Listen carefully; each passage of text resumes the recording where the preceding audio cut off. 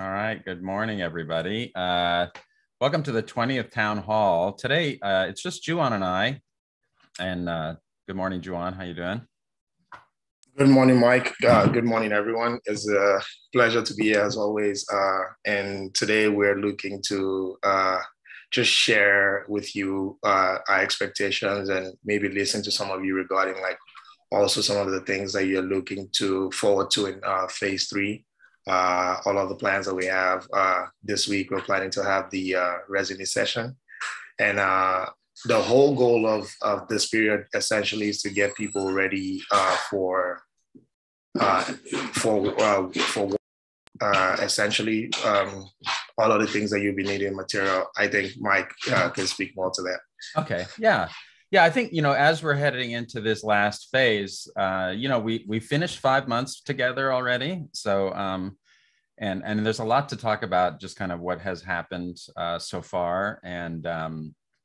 But looking forward, I think we're really starting to, I think narrow our focus into like what are the remaining skills that you might need to get yourself job ready and be able to, successfully interview for a job. So let's talk a little bit about. I want to maybe just mention a little bit about the phase two demos and the self-assessment that we've been doing. I think it'd be kind of interesting to talk about that. So we had five. So over the last 2 weeks, we've had five different presentation sessions. And what do you think, Joan? How do you think people did in their presentations and applications? Oh wow! I was completely blown away by just the sheer level of dedication, and it was what is so interesting also was that I was speaking to a participant over the weekend.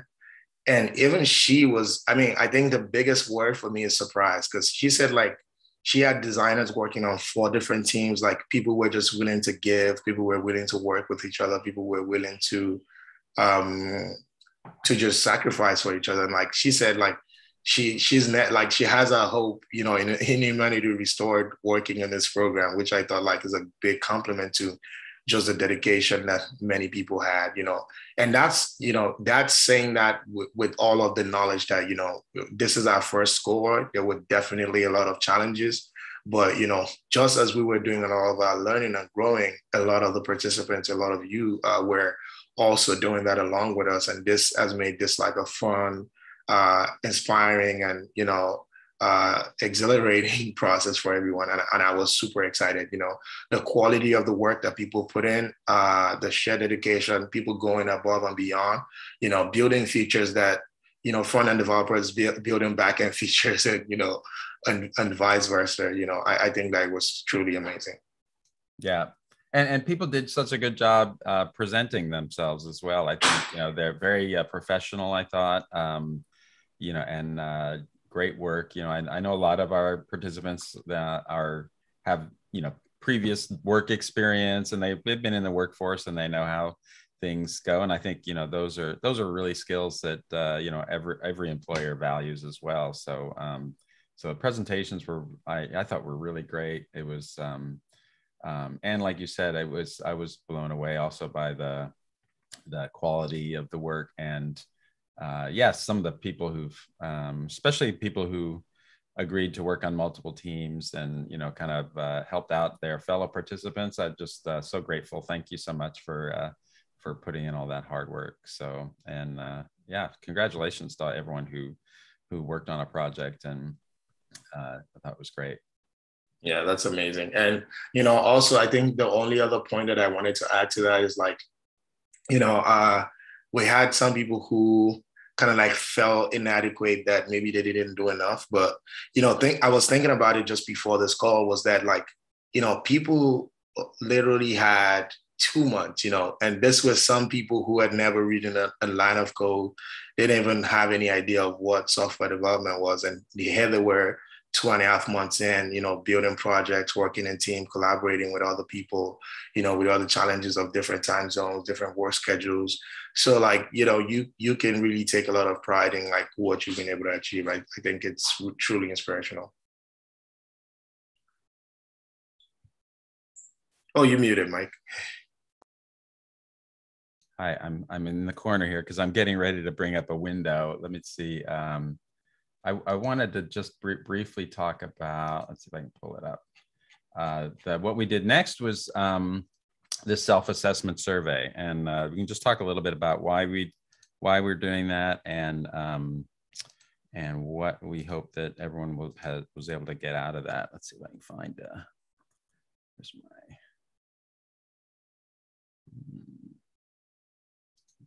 Nope, that's the wrong man. Sorry about this. What's the name of this tab?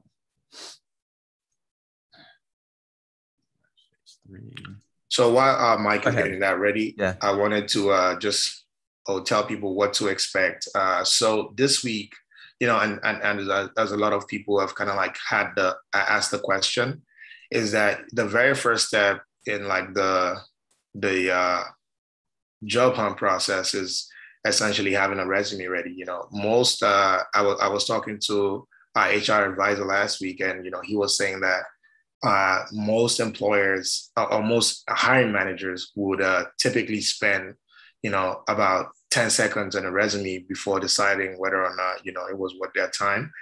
And, you know, that essentially is part of the things that we're trying to do this week, is helping people figure out the process of, you know, building an impactful resumes, and hopefully provide some samples as well to kind of like guide the process.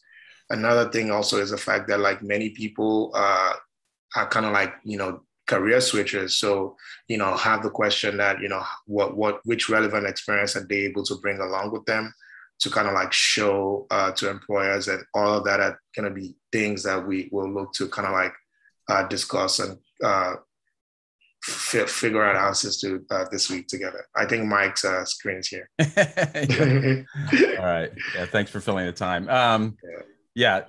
So after the projects, we really wanted to see where do people feel like they are in their preparedness for getting a job. And so that's what this self-assessment survey, which went out to all the people who are actively working on the phase 2 projects.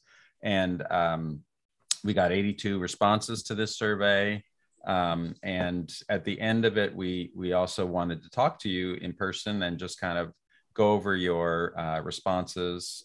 I think we might have a couple more people, I think, that are still left to be interviewed, but we'll do those this week.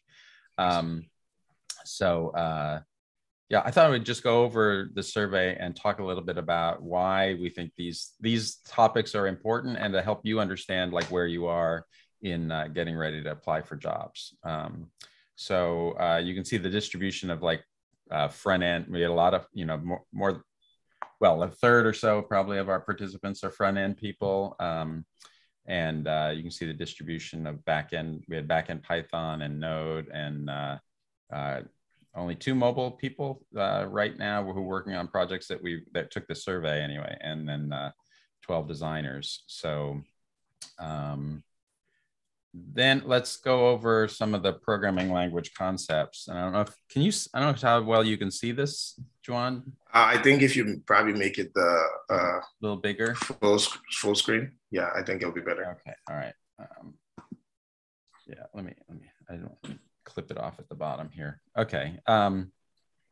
So we're really just trying to say, like, how confident are you in the fundamental programming language concepts? And in a successful interview, I mean, when you're going to be interviewing for jobs, I think other than your ability to be a good team player and be, you know, committed to working hard and things like that, those kind of qualities, your actual, you know, proficiency with programming languages is going to be very, very important. And so, so on this scale here, you know, I kind of reviewed a bunch of common aspects of programming languages, and you know, I think most of these things you should have a fairly good familiarity with, or at least you should be able to talk about them and hopefully have used these in your experience and so on like that. So so you can see like this is a measure of what people's own self-confidence is. So The blue ones are basically confident, or the dark blue is like really, really confident. So we had a few people who were very, very confident in some of these skills. And there's a lot of people who just say, I need more practice, which that might be a really good assessment. Like just you want to get very familiar with things. So I would kind of go back to this list, and I guess I can publish it out separately as well. But if you don't feel like you understand some of the things in this list, especially the programming list, those are things that you could go back and study some more, and use some third-party courseware and get some practice using these things. Yeah, and there's a little bit of maybe some imposter syndrome. People are not, rating themselves as highly as they actually have the experience to do this. So I would think about that as well. And then we asked about just kind of things that you do with programming languages, like whether you're reading and writing files or responding to HTTP requests and or using databases. And so these are the responses of people with those skills. And we have Git and GitHub, of course, and using the command line. Those people are starting to get more and more practice, especially those who were doing the projects. We're getting a lot of practice in that. HTML, CSS, for those that were in the front end track, I think generally people feel really confident with most of these things. There's a few kind of esoteric things I threw in here, like using iframes and using SVG and canvas tags and stuff like that, which are definitely not requirements for getting a job, but they're just kind of, they represent the kind of a broader experience or breadth of experience in programming things on the web browser, or implementing things for a web page or web application. And then there were things about just the features of the browser itself, like using the Lighthouse tool. I was glad to see a lot of people were familiar with using Lighthouse to measure the quality or accessibility of their code, the performance, using dev tools, which is super important to be familiar and comfortable with that. And again, some of these are a little bit more esoteric, but I wanted to see like how far people had advanced in their knowledge about using things like asynchronous requests to get data from a server, what the authentication model is like, and the security model and cookies and things like that. So it looks like we have, less strong, confidence level in our group about some of these more advanced features of using the browser, writing web applications that use some of these features. And most of these don't apply if you're building like straightforward web pages, or like, static web pages, but they always apply for applications that you'd be implementing in the browser. And I talked about like, how confident are you in actually putting your skills to a practical test, building a website from scratch, creating a custom database, checking code into a repository. These are all like activities that, hiring managers are going to expect that you know how to do, and I was thinking about, what are people hiring you for? They're hiring you to be able to doing something that they can't do, or they don't have enough bandwidth to do themselves, so showing that, hey, I've created a website, or I've created an application, those are all really good evidence for employers to say like, yeah, this is a person I can bring on. They can work, self-directed, I can ask them to tell them what our problems are in our company, and then they can go work on that and get them done, so this last question is kind of that, how confident are you about that process of like being able to get the whole thing done, and do things on your own. And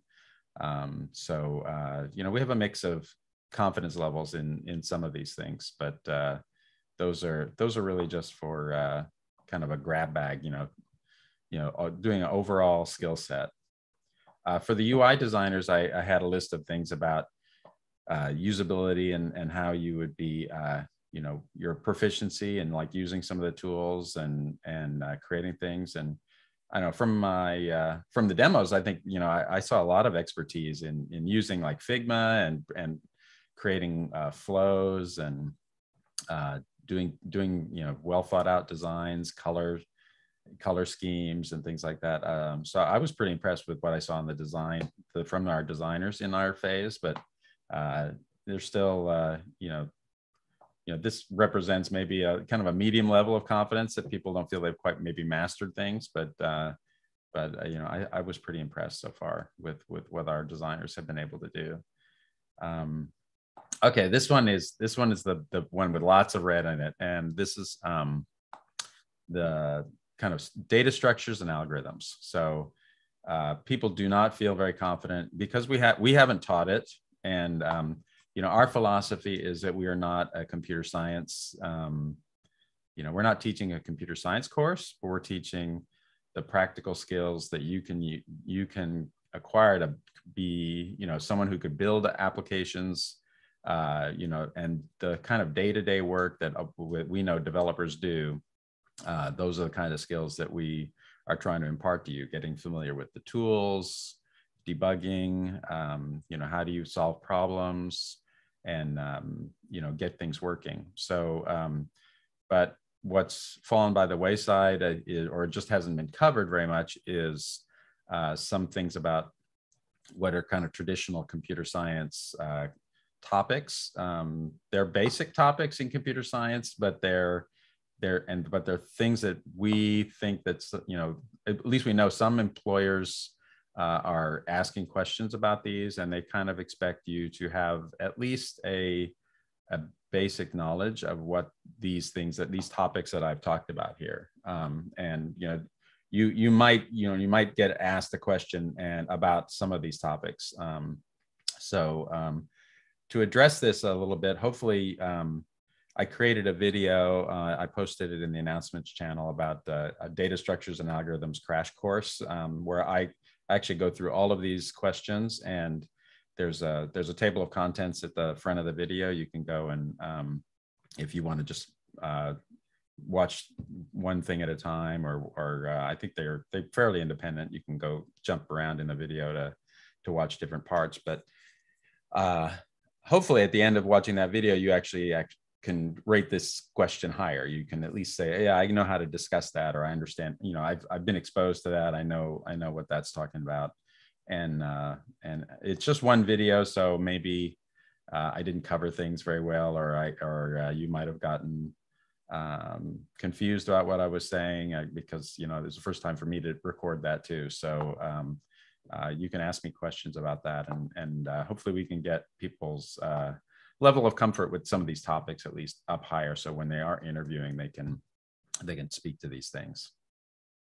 And then we talked about just kind of how ready are you in presenting yourself, in terms of whether you have like a resume, online portfolio, references, stuff like. So people, it looks like people are generally getting pretty ready for their interviews, which is good to see. And especially that people can talk about their project experience and show sample code that they've written. I think those are all really great qualities. So I won't go over the individualized responses, but this is kind of where how do people think they want to spend their time in the remaining part of our course. And so it's kind of across the board. I think a lot of people, at least in my interviews, were kind of saying, yeah, I'd like to kind of do everything. But there are areas I think people should, we're going to do mock interviews for everybody who wants them. And we're going to have a bunch of volunteers who will do a one-on-one interview with you, just to give you practice of doing a technical interview. But we'll talk about the phase 3 schedule in a minute. But yeah, so it's kind of across the board. And the primary activity during this period is going to be working on another project, and whether it's on your own or with a team that will help you set up. But there are these other things that are going to be happening along the way. All right, I think that covers it. Do you have any questions, Juan, or have any comments about that? Yeah, I think you covered it pretty well. Okay. Yes. Let's get that to here. Okay, so let's talk about what's going to happen in the remaining part. Now I have to find my other mail. Where did that go? Okay, I think I actually do have one question, right? And the question is, how do how? we? I haven't been looking at YouTube. Is anyone's? No, nobody's asking questions there. But go ahead. Yes. How important do you think some of the computer science concepts are, and how deep do you think like the participants have to go? Well, I think they are. As a boy, my green screen is. I'm looking a little. Yeah. Borg like. I'll fix that while I'm talking. But I think. That it is important, it's kind of represents like a depth of your understanding. You can be a programmer and you can be working on things, and you're getting things working, how to build different kinds of projects, but there's kind of a depth of like, do you understand really what's going on behind the scenes, and so that you actually are prepared to know how to debug things, or when things are slow, that you understand like why are they slow, what's going to make for a better quality product. So I think in that sense, the computer science things are important, even for you as a professional programmer, to understand the concepts that I listed there and be at least partially familiar with. I don't think even day-to-day programmers they're not implementing complex algorithms all the time in their work. They do occasionally have to go and implement some things like that, but they know what the performance of different algorithms are going to be, and then what kind of like it's kind of like identifying tools in your toolbox. And like if open up a professional mechanics toolbox, he's going to have lots of tools in there, and you want to know what they are all for, why you would use them, what they're good at, and you want to have that kind of at your grasp, and not have to go Google it and figure out what is that tool for. So it's kind of like that, I guess. And more specifically, interviewers do ask these questions about computer science topics. So that's probably the more immediate reason that people are going to want to know that.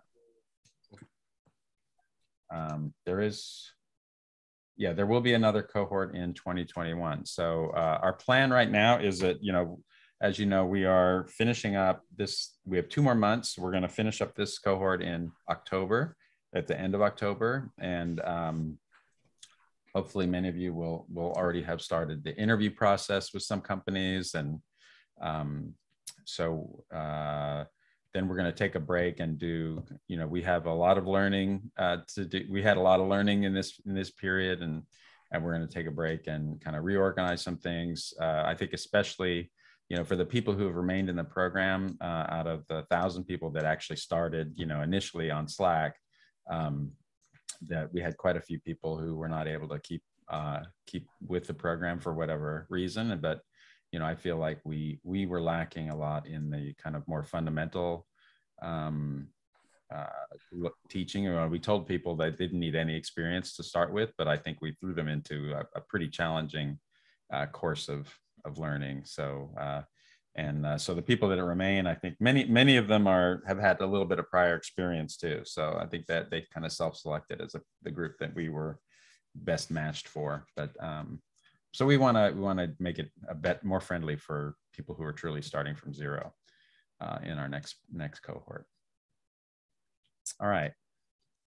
So that's the self-assessment survey and what we're getting at there. Should we talk about phase 3? Yes, we should. Yeah, and I know I've been I think.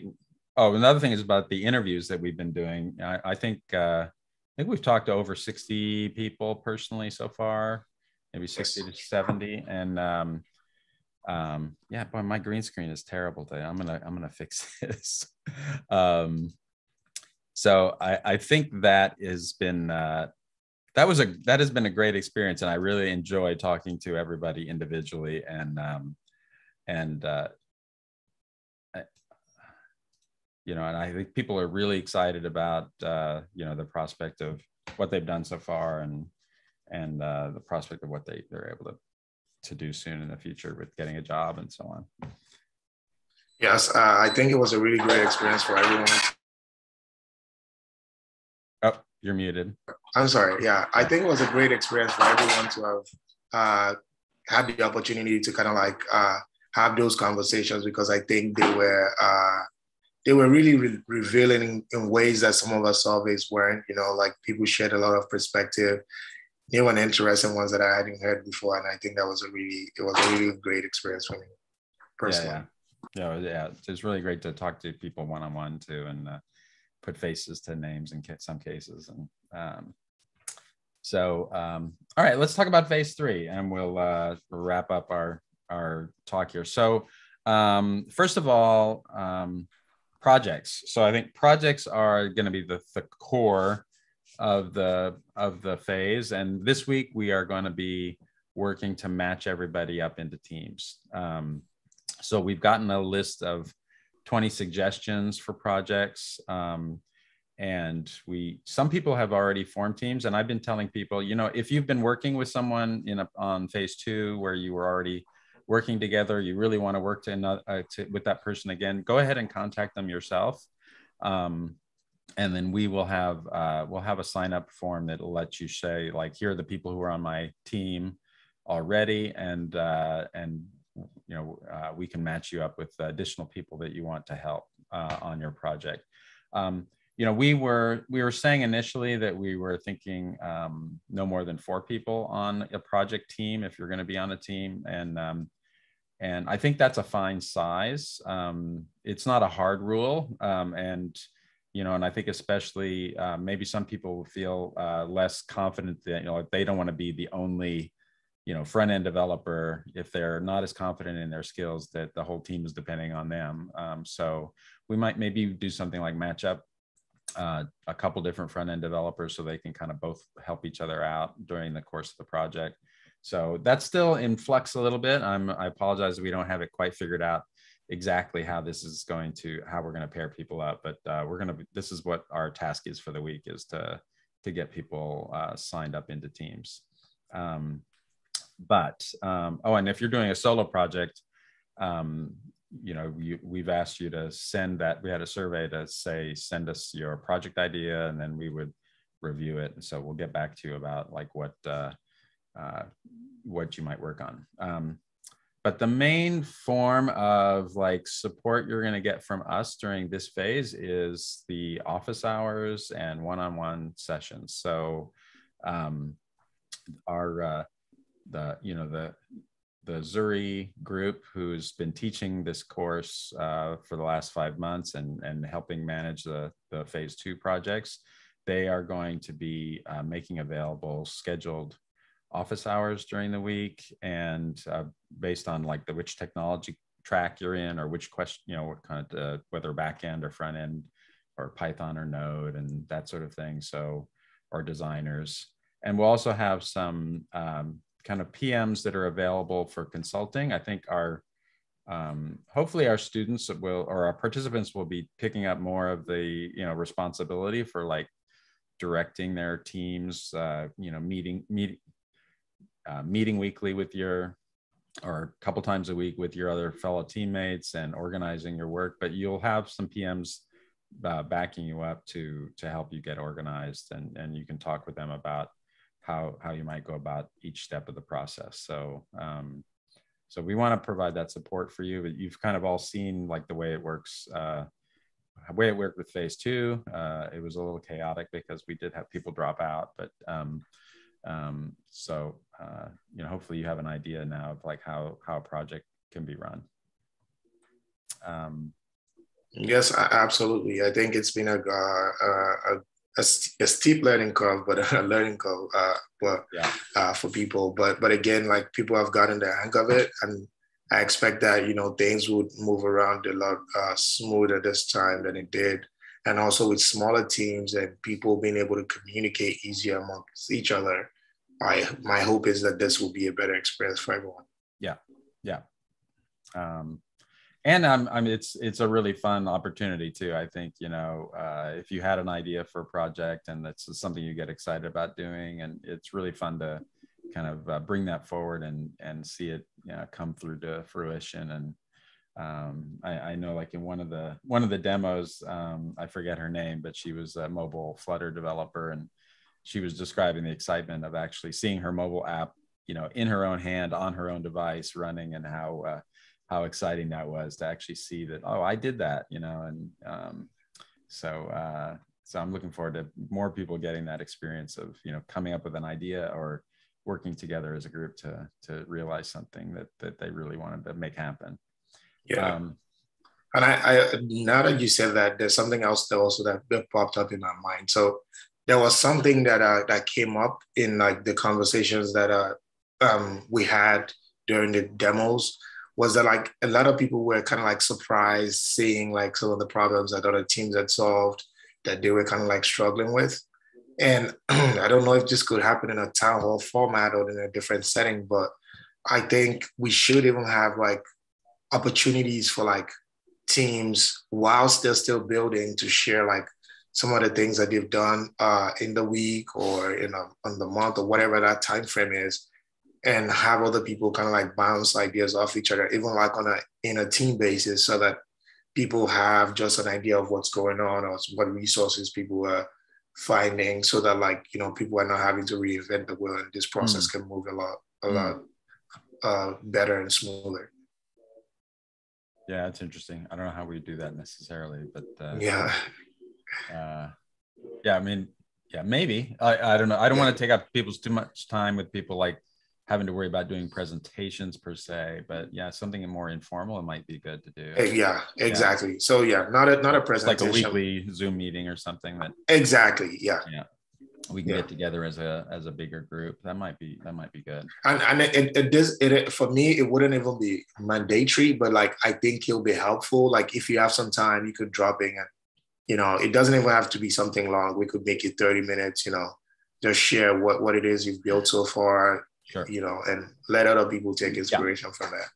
But the office hours will actually be a good way to kind of just a general way to say like, here's where I'm at with my project. And I think getting help with the program management of your project, and being able to say, here's where we're at, and talk about where, if there's any issues, you're getting stuck, or if say, you have problems with someone not being available to complete their tasks. I think the Zuri team was really good at figuring out how to redeploy resources to help people out who are. So you definitely want to ask for help. If you get stuck or you feel like it's not moving forward, please do ask for help, and we'll have lots of opportunities for you to get on a call with one of our TAs and mentors, and work through the problems and get them solved. So don't feel like you're being left alone, during this phase. We definitely want to see everybody succeed. All right. So just to talk about, there's a lot of other things going on during this time. And I think, in terms of getting ready, here are the things that we are planning right now. So first is resume training. We're going to have a session sometime in the next couple of weeks, I think, where we are going to talk about how to build a resume that's easy to scan. It's not going to get lost. People can see at a glance what your skills are and your experience is. So we're going to work on that, and then we'll ask you to send you the resume that you've written, and then we can give you feedback on those resumes. So that's going to happen. So getting your resume in shape. Similarly for interview training, we're going to do some training sessions around especially the technical interview for the developers in the group. What is involved in an interview session? What does a technical interview look like? And and we will, like I said before, give you access to doing a mock interview with a working someone who's working in the industry now as a developer, and to walk you through the process of doing a sample question with them. So you get more comfortable with it and understand how that works. But in that light, well, I would say the next thing we're doing is these weekly coding challenges. So Pam is going to be starting a series every week of sending out a coding challenge. And on Slack right now, you can join the group Coding Challenges. So hashtag Coding Challenges. And in that group, she's posting a sample problem. And then we want you to work on that during the week. And then you can, we're going to have a Zoom call every week. I think it's on Monday afternoons on the West Coast, like at 3 o'clock, I believe. So we're going to have a Zoom call to talk about the solution to last week's challenge, and then she'll be introducing the next week's challenge. So these things are really just designed to get you comfortable with that kind of like writing small snippets of code, things that you might get asked in an interview. So you can go through and just feel more comfortable doing those kind of small programming problems. They're not easy per se, all of them. So they're probably going to get progressively harder as we go through the next 2 months. But we want to give you a kind of a realistic sampling of just getting more familiar with writing code and solving different kinds of problems. The other thing we're doing is job fairs. So last Wednesday we had Software One, and we're still waiting on the application link from them. But the goal of all these job fairs is that we're going to bring an employer in, have them describe their job opportunities, what they're looking for, what kind of positions they're trying to fill, and then give you the information about how to apply for those jobs. So we're going to try to get a lot of opportunities in front of people. This certainly isn't your only, I would definitely encourage people to be looking at local job boards and other things like that in order to find other job opportunities as well. But it's a stream of available positions that we want to bring in front of you as well, with some of the corporate partners who have been supporting us as we've been going so far. And portfolio building, I think we'll do some sessions around how to create an online portfolio. And one of the people I interviewed said, hey, even as either designer and a software developer, like both of those tracks, have a maybe slightly different idea of what a portfolio should look like. But so we'll address both of those things and how to build something that's like on a GitHub or your own personal website that is a good representation for your skills and what you have accomplished. So we'll work on that. And the last thing is that quite a few participants are taking advantage of third-party, other third-party things online that you can learn from, free code camp, Udemy courses, and none of them are very expensive. They're, in the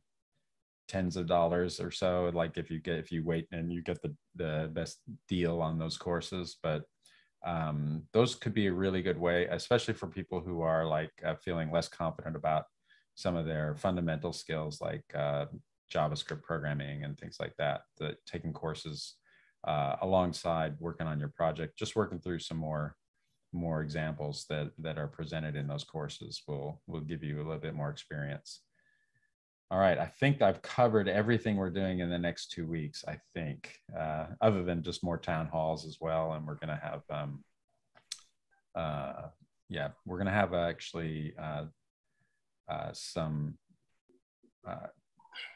talks from a designer to talk about what is the designer interview like as well. So I found someone who's going to be working with us, will talk about how she hires a lot of people in the UX and design field. So she'll talk about that and what she looks for in candidates and how to interview for that as well. So in addition to the technical side of interviewing, And I also have someone who's going to come and talk to us about entrepreneurship and starting your own business. You know, a lot of people have mentioned that they're interested in freelancing um, and doing some of their own work. You know, not necessarily getting a job with an employer. So we're going to talk about that as well. She has a really interesting career path, and she started off as a very young age building websites for celebrities, and so back in the MySpace space days, but I thought her story would be really interesting. So she'll be talking to us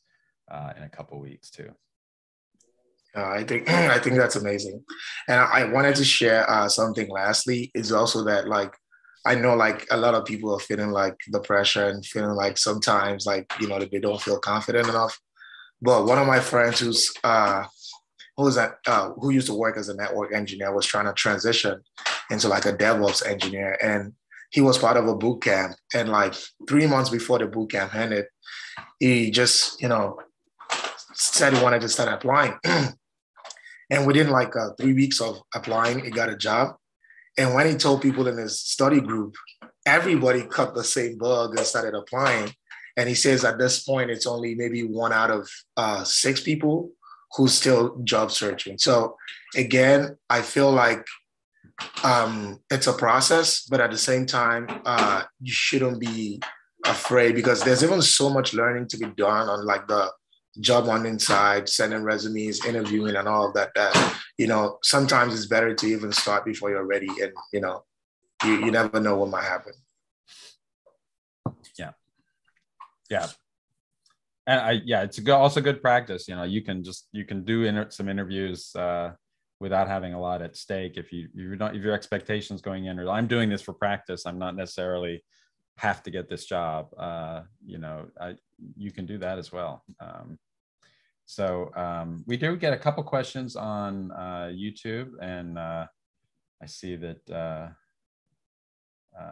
someone says, I'm happy to have a little bit of break from coding for a while, because it's been real stressful and burnout the last two, during phase 2. I can appreciate that.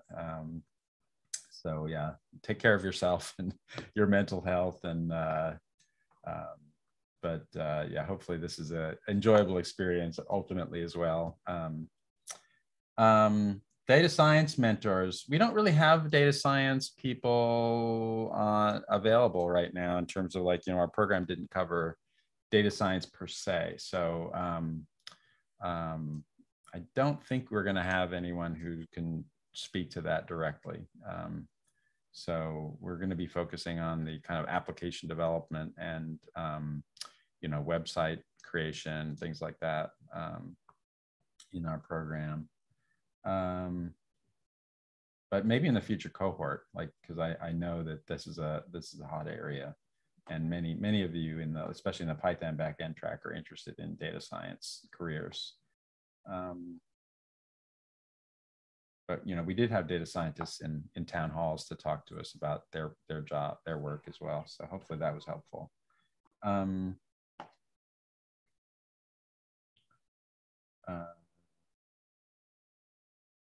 What was this? I think I don't understand the question. Oh, yeah. So the project phase, we have a limited capacity of the number of people. I think if you fell off the course and didn't work on a phase 2 project, we probably don't have capacity to arrange, to bring you into a team now, because there's too much kind of experience that we would need to help you get from that you were missing from, working on phase 2. So I think we were hopefully the people who hadn't gotten into phase 2 on time. Our commitment to you was that we would let you continue to use the LMS and finish your courses, and then contact one of us about what we would recommend you do next. But that would be probably along the lines of the things that I mentioned in the survey of doing some self-study on programming topics, doing a project on your own and things like that. So, but we will not.